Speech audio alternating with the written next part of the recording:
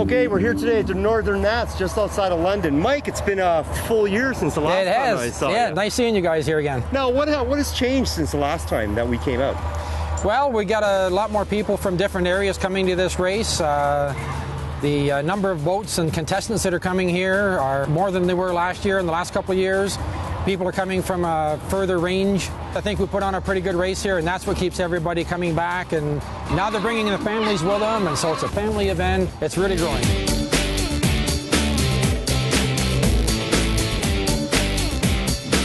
Tell me a little bit about the Thunderbolt. Yeah, Thunderbolts is a new class in the gas class, not nitro, but in gas. And they're more replica of the boats that we run in nitro called 1/8 scale. They're a little bit bigger, they're about 52 inches long, and you run a stock motor in them. So you don't have to go modified and spend a lot of bucks on those boats. It's just a good starter place to go. It's just a fun class. Yeah, like a real good beginner's class. Oh, it's a great beginner's class, just a great beginner's class. They don't go 80 miles an hour, but they're still probably doing about 55, 60 miles an hour. So, you know, it's a good racing class, and that's going to really grow.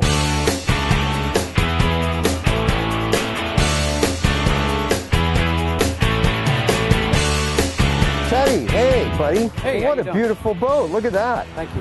What type of boat is this, first of all? This is a Greed Hull, and it's the Thunderbolt class. It's kind of a nostalgia class. This is the old round nose they ran back in the 60s and the 50s.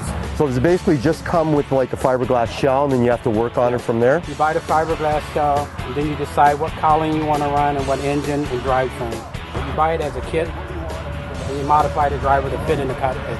How fast does it usually go on top speed on the water? This boat here may run 55 today. You have the motor up in the front here. That's the motor. A little different because I noticed some of the other guys have some of the motors in the back. Well, it depends on the setup and the design of the boat. The real boat had the motor up front, so I have to put the motor up front. Oh, okay. So there you have it, folks.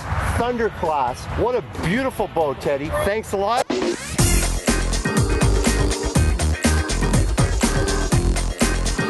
Ted, what a beautiful paint job. Whatever made you come up with this type of job? I walked by and that's the first thing I saw. These colors are just stuck right out.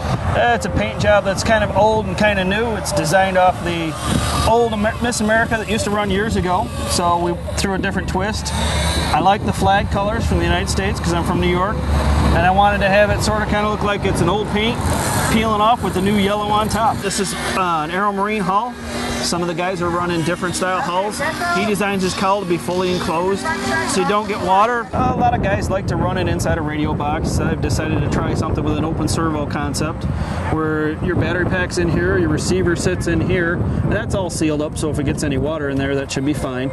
And my servos are accessible from the outside, so if they get wet, I've got them sealed right now. If they stop working, I can pull them out with 4 screws, unhook them, and put them back in. Now, how do you seal them? Do you use a silicone bead Use a around little the end? silicone bead around the end. A couple of them you purchase that way where they're water resistant. We have one for the steering. That's one for the steering. One for the steering, and then this is your throttle control. That's my throttle control. Runs now, through a has linkage. that ever slipped out on you being open like that? No, I haven't had any problems like that because it runs through a cable, runs up in here, and connects to another arm up in the front.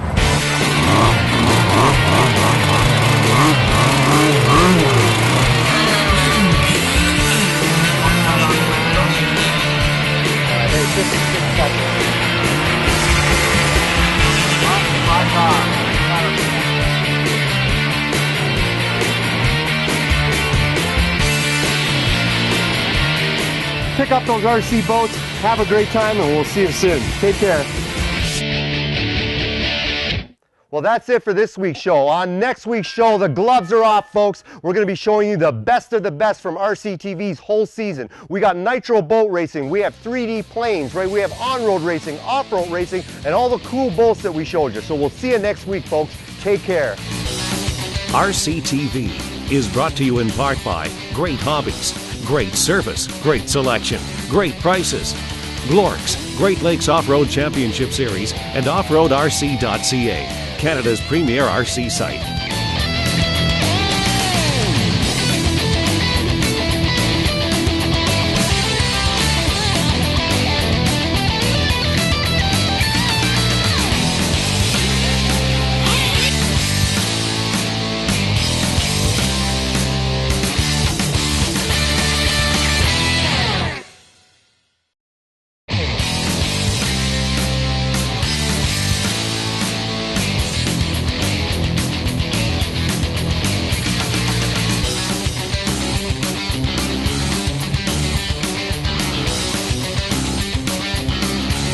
RCTV is brought to you in part by Great Hobbies, great service, great selection, great prices.